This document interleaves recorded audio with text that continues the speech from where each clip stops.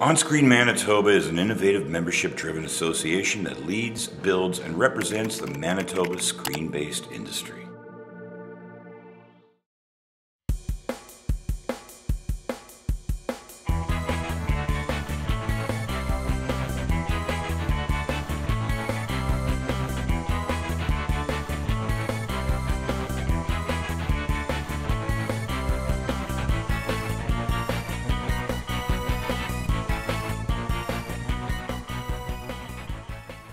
Well, I think the web series, by definition, there's not a lot of funding for it besides the IPF, as far as I know, and it's okay. Like, it's okay in itself, but they expect a certain level of professionalism. They expect a business plan. They expect, they want to see their money back, and it's totally normal. But it's a different approach. I mean, I think that's the same reason we were talking. The same things we were talking earlier about web series is like you can bootstrap yourself and then just use your cell phone camera to make a web series, or you can put a lot of money in it and then shoot with a red, and anything is open. To find money is difficult. I mean, it's difficult. It's not a field. It's an emerging field. There's not really anything established, but because of that, it's also open to different ways of finding a way to finance it. And you can get private investors. You can find a brand that will sponsor you because you appeal to their target audience. The idea to begin with is to find your target audience, who you want to talk to, what you want to discuss about, what you want to be your show about. And that target audience, you have to build it and nurture it and then make it reach a certain level, whereas they will want to be involved and will want to have more from the show. But I think the ideal way, or the way that most people do it, they bootstrap it in the sense that they put their own money in it and put their own sweat and efforts in it and then try to build something. It's really more unlike the way we're used to do things in Canada, where you ask for a grant or subventions or tax credit money. Like, you have to go out and put your money where your mouth is and go for it and try to put a project together.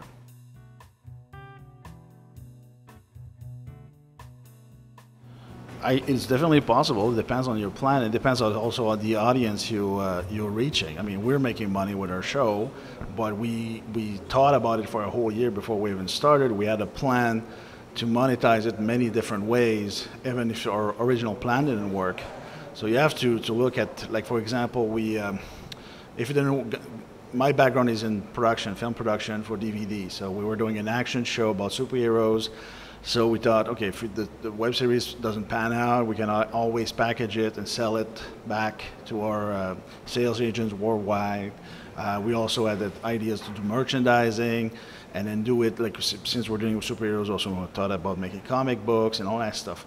And so far, I mean, for us, the web series itself is kind of a loss leader. It's more like a commercial, a big giant commercial. And it drives people to buy the stuff that we create around the show, like t-shirts and comic books and toys and all that stuff. And sorry. No, I think there's the two routes that you can kind of look at it.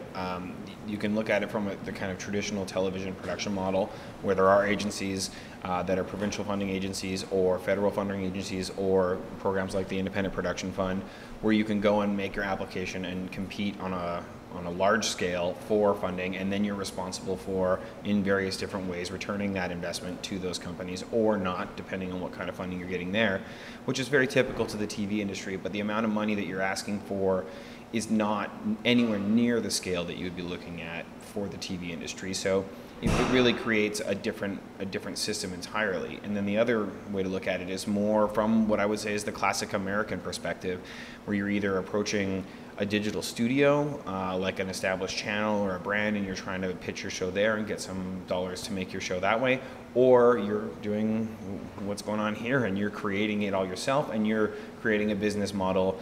And I wonder at that point if it's even really the web series that is it a web series at that point that is making you know what I mean? Like, or have you created essentially a diversified brand that is supported with the web series.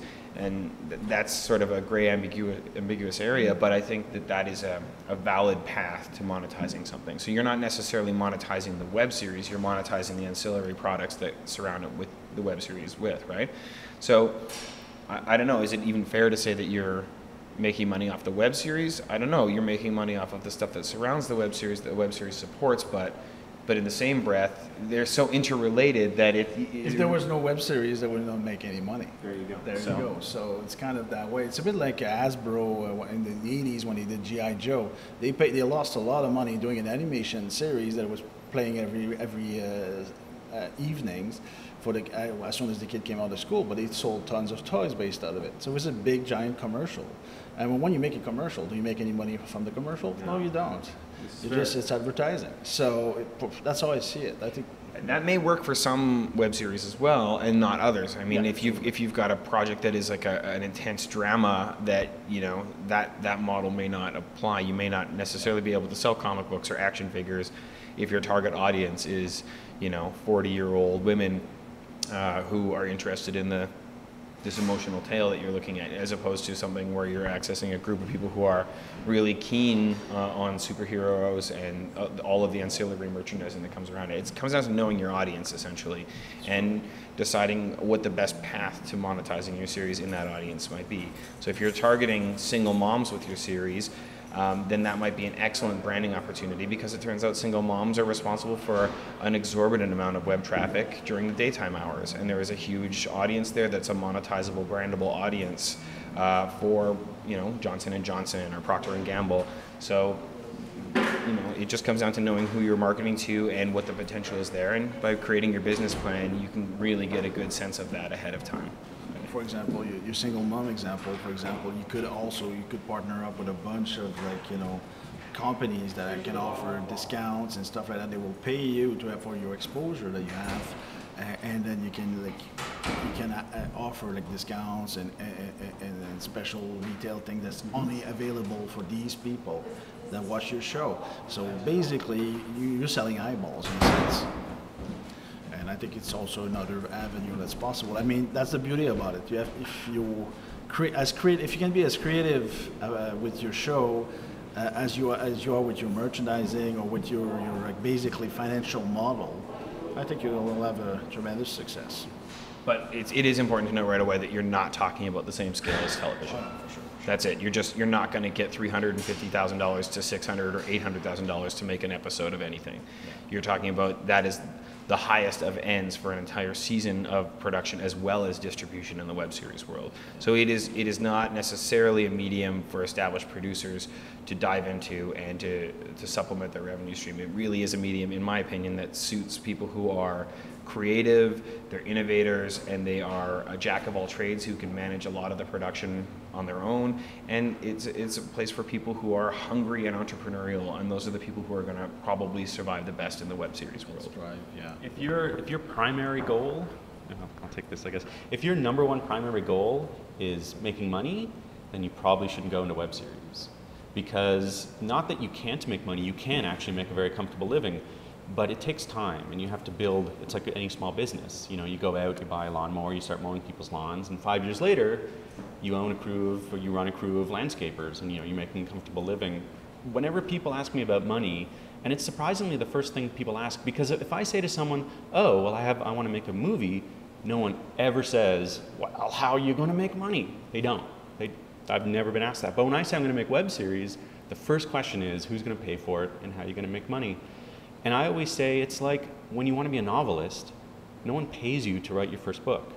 In fact, you write your first book, you probably don't even sell it. But when you're a novelist and you start publishing your third book, and you publish your fourth book, that's when you start to be able to actually make a living off of this. And web series is like that, where your first web series, I think you should expect not to make any money. You should not do your first one to make money. You should do your first one to know how to do your second one. But there are people who are making very comfortable livings doing web series. There are also, hundreds of thousands of people who are not.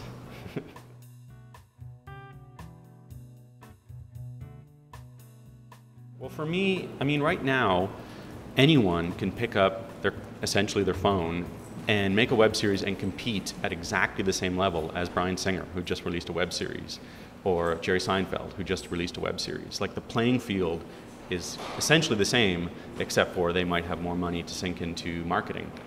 But in terms of the future, I really think that the change that's going to happen is it's going to change as creators and producers. It's going to change from being a wholesale business to being a retail business, where your success is going to be determined by your ability to reach an audience, not by your ability to access funding or to get a sale from a broadcaster. And I also think that the idea of a creator, owner, entrepreneur, where the series are creator driven, I think that's going to be the key thing that differentiates what web series can be and what I think they will be over, for instance, a giant corporation or a mid-sized corporation, wanting to release a movie, maybe buying a property, buying a comic book, and hiring the writers and the directors in order to execute it. I think it'll be those writers and those directors who will, be the business owners. They won't be labor. They'll be management and labor, which I think is a big challenge in the industry that's set up for industrial relations. I really agree with Scott, and I think ultimately the creators will become brands in a way. Like, your own creation is like whatever you create, but also whatever type of stuff you do, you become the brand, and you become like basically your own channel. And that's the beauty of it, is that we are our own broadcasters now. There's no gatekeepers. You just create your stuff, you put it out there. Anybody can do it, even a 2-year-old child if he wants to.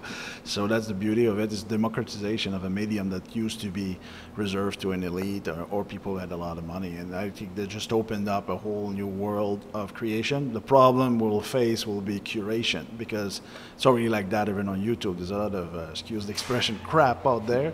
So it's like, how do you find the good stuff out of the thousands or millions of videos that are being uploaded every day? I think that will be the main challenge of web series or the web in the future. I think that you guys have hit onto something that's very inspirational for that. Like, that is the ideal. But I think we're also still going to be stuck in a situation. You need to leave. Get out of here. Because I don't want you to hear what I'm about to say. No, he has to leave. He has an interview he has to do. It's a thing. Sorry. We've got all afternoon. I honestly think that you're going to end up with, yes, anybody can create a web series, and yes, in the end, content is king. But there is also going to be, and every web series will have an audience, whether that's 3 or 4 people or whether that's millions of people. But I think realistically, for somebody who's looking to make like a living off of this, you have to adhere to a level of technical quality, you have to adhere to a level of creative quality, you have to adhere to a level of performance quality, distribution quality, and knowledge. The cream is going to rise to the top in this industry, and it's going to create content that is not adherent to a specific schedule of timing or a specific release pattern. And it's going to be available on multiple platforms, whether it's your phone, your internet connection, your iPad, or on your TV, and you're watching whatever it is on your TV through Netflix, Hulu, or on a YouTube app there. We are creating an industry where we have alternative content that's being developed, but that alternative content, to reach a large mass audience that becomes effectively monetizable, where people are making real livings with it, still has to be of a specific bar to be successful. And I think that's the reality that the altruistic side of it doesn't necessarily acknowledge. That if there's going to be 1 million web series, but the top 5,000 of those web series are the ones that people are going to know by name, and they're going to be the ones that that people get talk about, and they're the ones that are going to lead to more work, and they're the ones that are going to become those established brands with real-sized audiences that can help you sustain a living as a creator. That's not to say that we won't have those other 950,000 web series, and they do have value, and there will be audiences for them. But realistically, I think if you're going to be sitting down to watch an episode of either Breaking Bad on TV, or Dexter, or this original series that I've created, then I have to be competitive with those 2 other properties, because it's not going to come down to platform anymore. People aren't going to say it's a TV show, so it has more value. In 5 or 6 years, it's just going to be content. And that's, if you're not making the best content, or competitive content. Because ultimately when somebody's watching it on your TV, they're not saying, well, these guys only had $5,000 an episode to make this. They're saying, do I want to watch this or Breaking Bad? So you have to have content that's as compelling and accessible and technically competent if you're going to compete on that level.